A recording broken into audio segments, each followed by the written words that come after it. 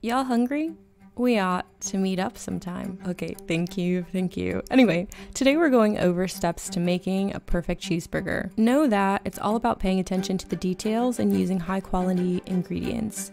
If you've completed that step, then you're already 80% of the way there. You can use beef chuck for its high quality fat content. Typically, you should grind your own beef for the best result, but if you don't have a meat grinder, you can take your beef to a local butcher shop and they'll grind it for you. When looking for a beef, you're looking for 80% lean, 20% fat. This is a good balance for flavor and juiciness.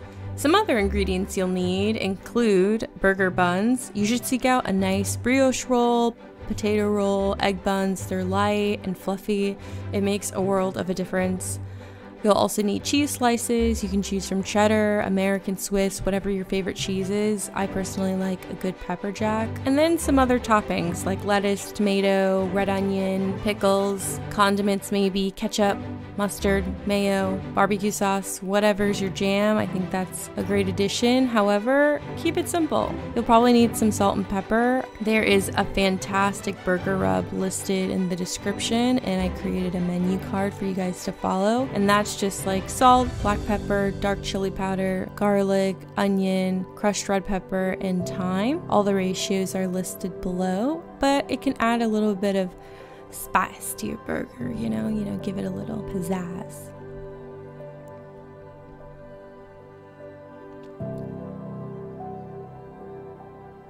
So let's go into the process. How are we going to make this burger? Number one, choose a quality beef. We went over this a little bit. Find a great beef from your local butcher, Whole Foods, any reputable source. Aim for an 80-20 ratio or an 85-15 meat to fat ratio to ensure juiciness and flavor. Step number two, we are going to form the patties. Divide the ground beef into equal sized portions, usually from 1/4 to 1/3 pound each. I think that's like 175 grams. Gently shape the meat into round patties, ensuring that they are slightly larger than the buns or they'll shrink during cooking. Avoid overworking the meat to keep the burgers tender. That is key. You just need to shape them in your hand, pat it down while simultaneously rotating it clockwise and then using the sides of your fingers to create that nice little classic burger shape. If you want a smash burger, click on a different video because that's two different results here. We're going for the nice juicy burger. Smash burgers you like press really thin and you cook them like a pancake. That's two different processes. So on to the next step. You're gonna season the patties. Generously season both sides of the patty with salt and pepper or using the burger spice rub listed in the description. If desired, you can also add other seasonings like garlic powder, onion powder. Play with the ratios if you want. But now once your burgers are shaped, seasoned, ready to go, it's time to cook your burgers. There's so many ways and processes to cook your burgers. Some people like to grill them. Some people like to stick them in the oven. You can cook them on the skillet or the stovetop. That's my preferred method. On the stovetop, you get a better sear without your burger falling apart on the grill. And I think that's a big difference. Like when you keep your burger super simple and it's only just meat and seasoning, it needs to hold together on the skillet and it does really great. If you cook burgers on the grill, normally you have to mix eggs and use a binder and breadcrumbs and all this other stuff to be able to like build a patty to be able to like withstand on the grill, and that's just two different things. We're trying to make the perfect cheeseburger here, and honestly the best things are really simple, just as high quality as you can find. That is the secret to cooking. By the way, all the Michelin star places, what they do is just buy the most incredibly expensive but beautifully sourced and curated ingredients that they can possibly find, cut it up, season ever so slightly, and then serve it. This is what we're doing with this burger essentially. What you're gonna do is you're gonna heat your skillet or griddle over a medium to high heat, add a little bit of oil or butter, and you're gonna cook the patties for about 4 to 5 minutes per side for medium doneness, but also love is in the air and it's looking medium rare, so cook it however you want it. Now it's time to add your cheese. You can add a few drops of water here and a lid to add steam to your patty to melt the cheese quicker. Sometimes I'll use the corner tip of my spatula and I'll make little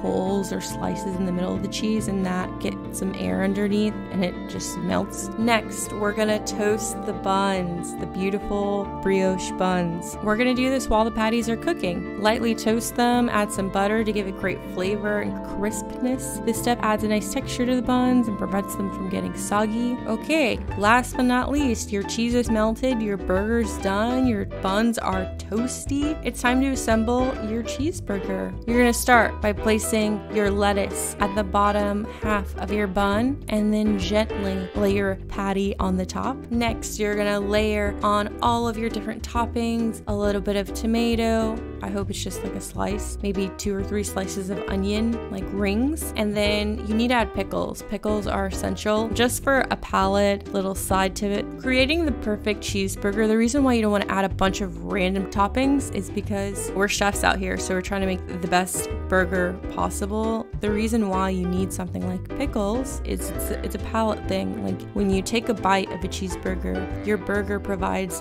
fat. The buns also have fat in them. Cheese has fat, and so something that's overly fatty will leave and coat your tongue. You need something to cut through that. So then we add things like tomato, that's an acid. We'll add things like mustard, that is an acid. We'll add things like pickles, that's an acid, and it'll help cut through all those layers of fat to give you a nice balance. And then when you think of other things that bring out flavors, the salt is in there, and that will bring something new to your tongue, to your palate. In the burger rub, there's a little bit of chili. That spiciness will bring a little bit of heat. Some people don't add like chili powder to the actual burger. They'll bite into a peppercino. If you go to In-N-Out, they always offer those, or like red hots or banana peppers or something like that to help lift that fat off your palate. And then suddenly you're having a little dance party on your tongue because you have all of these different depths and layers of flavor. And that's truly the essence to create the perfect cheeseburger. That being said, add your favorite condiments. Ensure that all of your ingredients are cut thinly to prevent sliding and to give you a nice balanced bite. And last but not least, just enjoy it. If you're eating burgers today, it's probably a good day. Finally, just top off your bun over all of the different toppings, and then your perfect cheeseburger is ready to enjoy. Just remember that the key to the perfect cheeseburger is using high quality ingredients and cooking the patties to your preferred level of doneness. And that's it. Have a great day. Enjoy your burger. Catch you next time. Thanks for watching. Bye-bye.